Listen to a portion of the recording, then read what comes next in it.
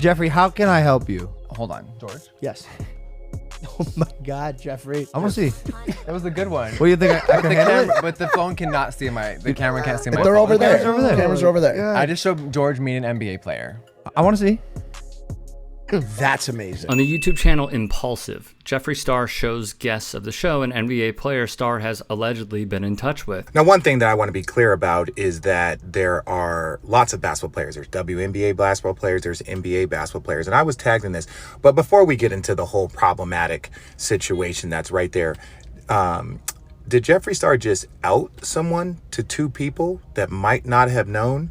Just because you don't show it to the camera, there's two more people that might know someone's personal business. ESPN's Richard Jefferson then produced a really well-put video in response to it. That's why I'm just, and people could say, oh, well, they didn't say that they were doing anything. No, but think about how many players or people have been sent this, or negative comments in the comment section making fun of people or going after people. So I understand it's toxic. I understand the LGBT community, they probably frown on telling other people's personal business. I agree with RJ. Star doing this is irrational and completely out of line. One of the reasons why this matters to me is one of my good friends, Jason Collins.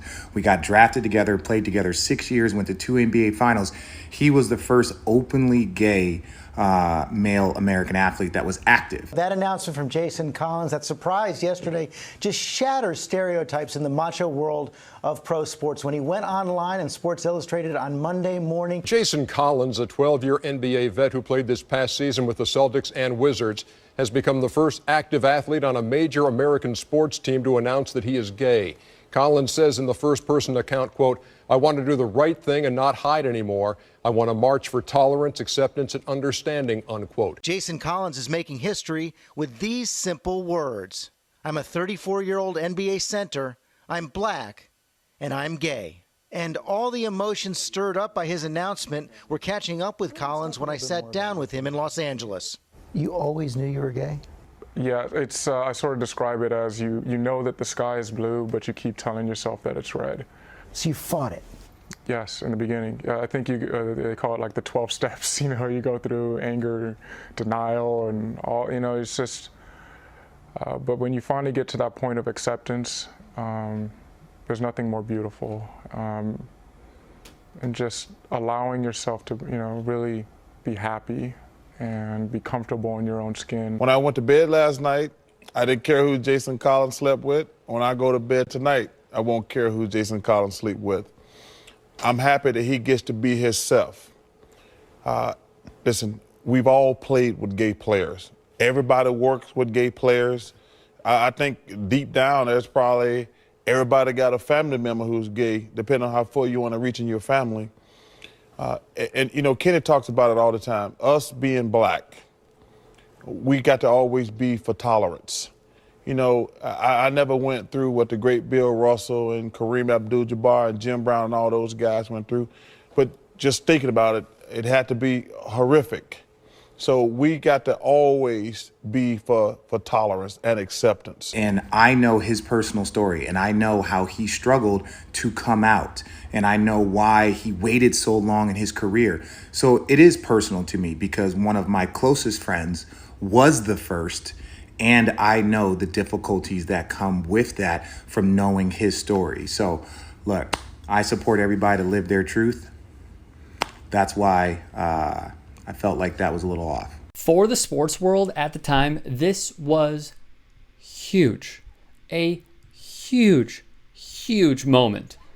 And what it did was lay the foundation for athletes like Michael Sam, Carl Nassib, Megan Rapinoe, Robbie Rogers, Dawn Staley, and many others to feel comfortable, at least in the public eye, to come out. Now, what's troubling is the story of Billie Jean King. She was outed. That's something that someone should be able to do on their own time. It is not for someone else to decide. It is up for that person to decide when they are comfortable to do that. And here's what was also troubling. is at the time, according to Business Insider, her publicist said, don't come out.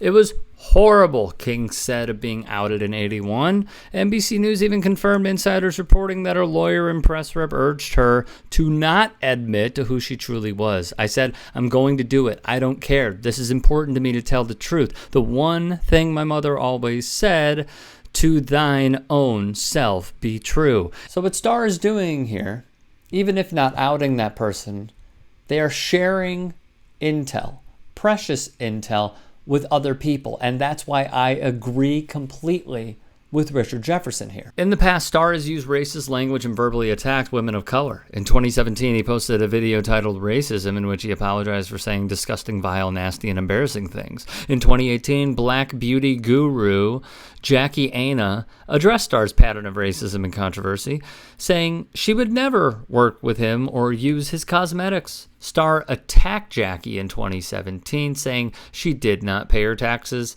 and called her a rat. Vox's reporting went on to recount Star posed with a Confederate flag, as did his use of the term lipstick Nazi.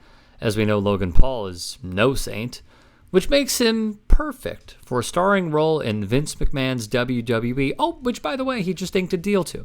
Star has made waves because Jeffree knows how to play the media game. There are tons of articles where Star loves dangling his alleged intel on pro athletes in the faces of many. One site even estimates Star's net worth at about $200 million. Let me conclude with this. And I've said it a few times.